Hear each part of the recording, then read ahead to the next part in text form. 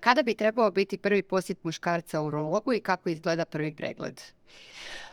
Pa svaki muškarac bi, osim kada ima poteškoća kao što su nekakvi poremećaji mokrenja ili ono što vrijedi za mlađe muškarce do 35. godine, kada je rizik od tumora testisa veći. Ako su napipali nekakvu kvržicu ili bilo kakvu asimetriju, nepravilnost u testisu, onda svakako bi se trebali javiti urologu. Ali osim kada imaju samo tegobe, znači svaki muškarac od 50. godine nadalje, bez obzira na simptome, imao, nemao simptome, on bi trebao jedanput godišnje javiti se urologu na jedan urološki pregled zajedno sa nalazom PSA, odnosno to je prostata specifični antigen marker za prostatu. Kako izgleda prvi pregled kod urologa? Pa prvi pregled je u stvari prvo kreće se kao jedan ugodan razgovor gdje pacijent kaže svoje poteškoće ako ga nešto muči.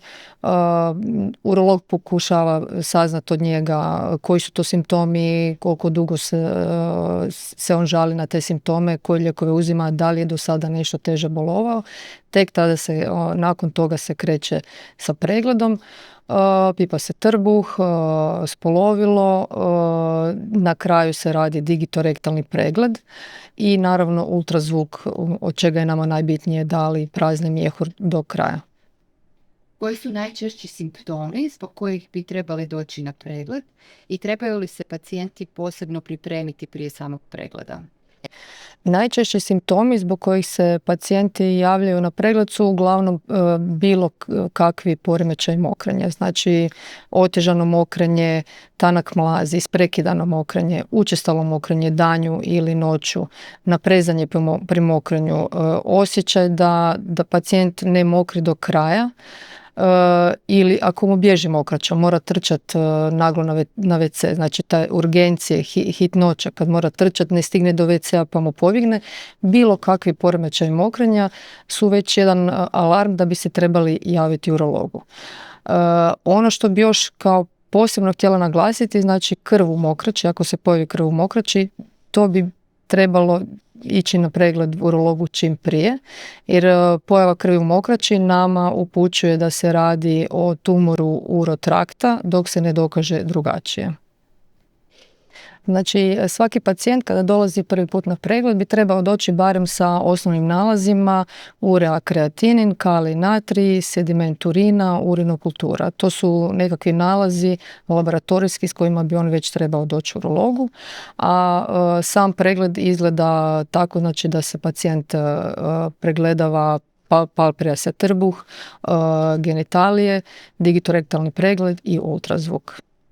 Digitorektalni pregled nije bolan, više je to nekakva tabu tema o kojem muškarci ne vole pričati, boje se pristupiti samom pregledu, ali sam pregled nije bolan i to oni sami mogu potvrditi nakon što prođu taj pregled. Ali da, postoji jedan strah prije samog pregleda, pa onda se više boje nečega što im je nepoznato. Urodinamika je dijagnostička pretraga koja je jedina objektivna metoda koja nam može točno reći o kakvom poremećaju mokrenja se radi. Znači, ako imate bilo kakve poremećaje mokrenja, inkontinencija ili retencija mokraće, ona će nam točno reći zbog čega pacijent ne mokri ili zbog čega pacijentu bježi mokraća.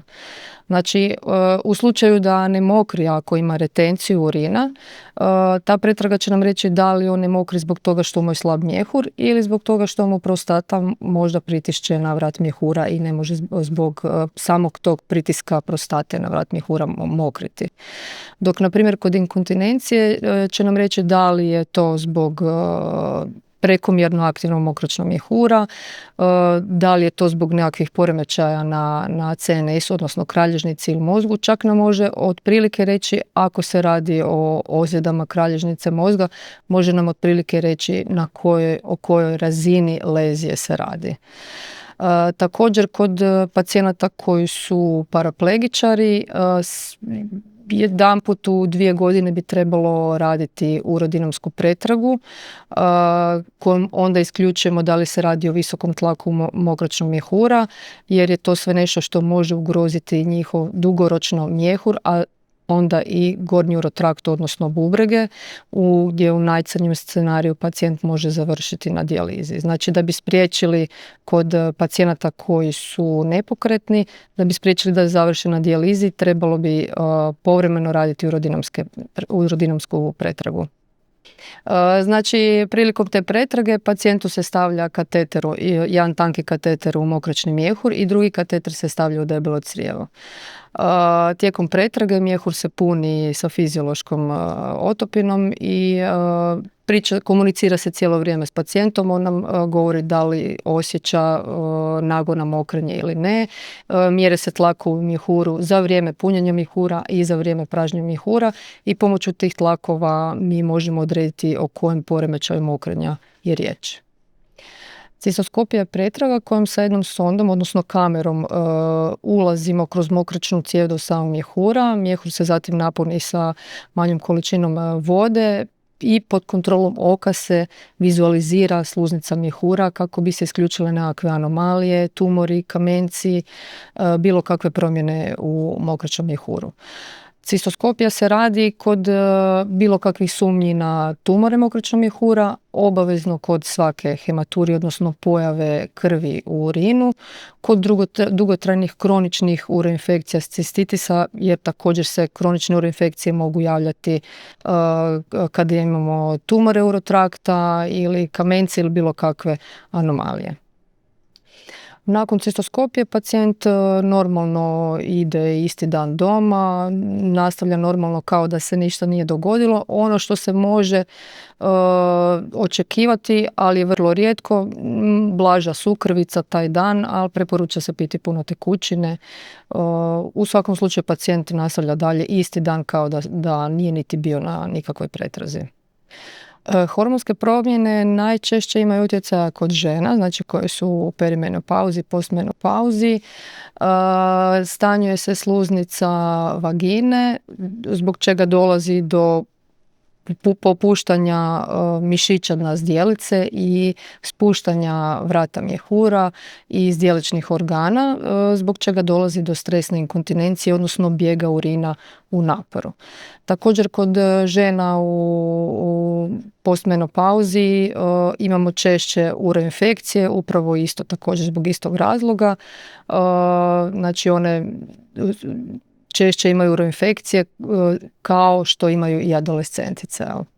Do spuštanja mjehura dolazi i zbog godina, nakon poroda kod višerotkih žene koje su više puta rađale vaginalno, ne carski, gdje dolazi znači do popuštanja mišića na zdjelice, koje naravno u prvom redu možemo vježbati te Kegelove vježbe ili preventivno, a i kao terapijski, kako bi ojačali te mišiće da oni drže zdjelične organe na mjestu u trenutku kada žena se zakašlje ili radi nešto fizički, kako ne bi došlo do spuštanja vrata mjehura i bijega urina.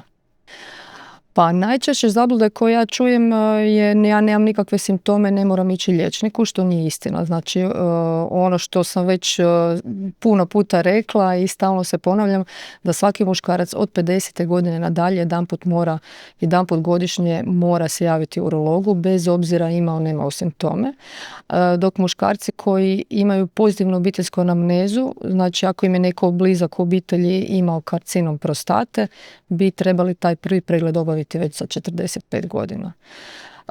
Također za mlađe muškarce koji su u riziku do 35. godine za tumore testisa, oni bi barem jedanput mjesečno trebali raditi samo pregled testisa. Puno njih smatra da mlad sam, meni ne može ništa biti, međutim baš su upravo ti tumori testisa se javljaju kod mlađih muškaraca između 18. i 35. godine.